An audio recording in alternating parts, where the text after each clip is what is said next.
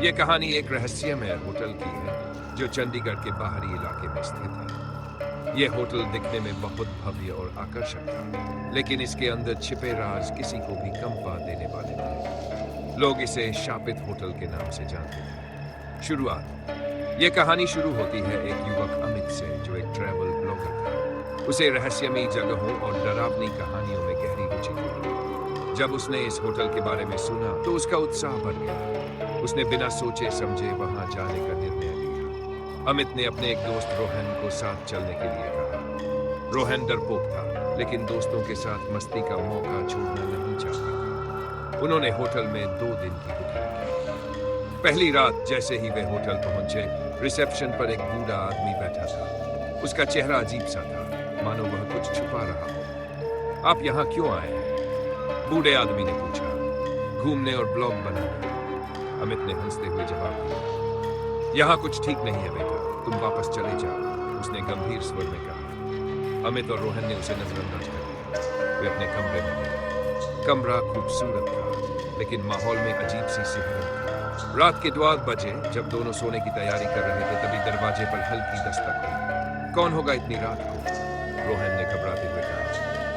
अमित ने दरवाजा खोला, लेकिन बाहर कोई नहीं था। शायद हवा होगी, अमित ने कहा और दरवाजा बंद कर दिया। कुछ ही देर में बाथरूम से पानी टपकने की आवाज आने लगी। रोहन ने बाथरूम में झांका, लेकिन सब ठीक था। यह जगह सही नहीं लग रही। रोहन ने डरते हुए कहा। कुछ नहीं यार, तू तो हर बात में डरता है, अमित ने हंसकर कहा। डरावनी घटना है।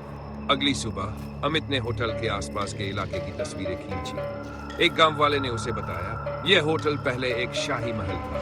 कहते हैं यहाँ राजकुमारी की हत्या हुई थी और उसकी आत्मा आज भी भटकती है। यह सुनकर अमित को और भी उत्सुकता हुई। उसने उस रात होटल में ही रुकने का फैसला किया। रात होते ही अजीब अजीब चीजें होने लगी। कमरे की लाइट अचानक बंद हो गई। दीवारों पर खून के हाथों के निशान दिखने लगे। अमित, ये सब क्या हो रहा है?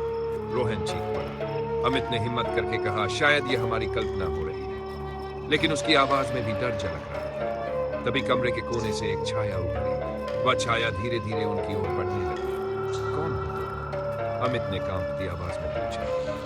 यह मेरा घर है, तुम यहाँ क्यों आए? छाया ने भयानक स्वर में कहा। सच्चाई का खुलासा। अमित और रोहन को एहसास हुआ कि उन्होंने बड़ी गलती कर दी। उन्होंने होटल के मैनेजर से बात की। मैनेजर ने बताया, यह होटल शापित है। जो भी यहाँ आता है वह इसे कभी भूल नहीं पाता। उस रात अमित और रोहन ने होटल छोड़ने की कोशिश की, लेकिन बाहर का दरवाजा अपने आप बंद हो गया। हम यहाँ से निकल नहीं सकते, रोहन घबरा कर बोला। अचानक से एक लड़की की चीख सुनाई दी।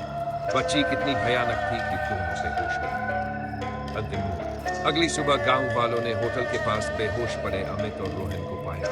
जब वे होश में आए तो दोनों ने होटल के बारे में किसी से कुछ नहीं कहा, लेकिन एक बात उन्होंने साफ समझ ली, कुछ रहस्य कभी उजागर नहीं करने चाहिए। आज भी उस होटल में कौन कौन सी आत्माएं रहती हैं, कोई नहीं जानता, लेकिन जो लोग वहां गए हैं वे इसे कभी भूल नहीं पाते। क्या अगर ये आप उस कहानी आप होटल में लोगों को जाने अच्छा की लगे हिम्मत तो लाइक, करेंगे? सब्सक्राइब, शेयर और कमेंट जरूर करें। धन्यवाद दोस्तों। बिना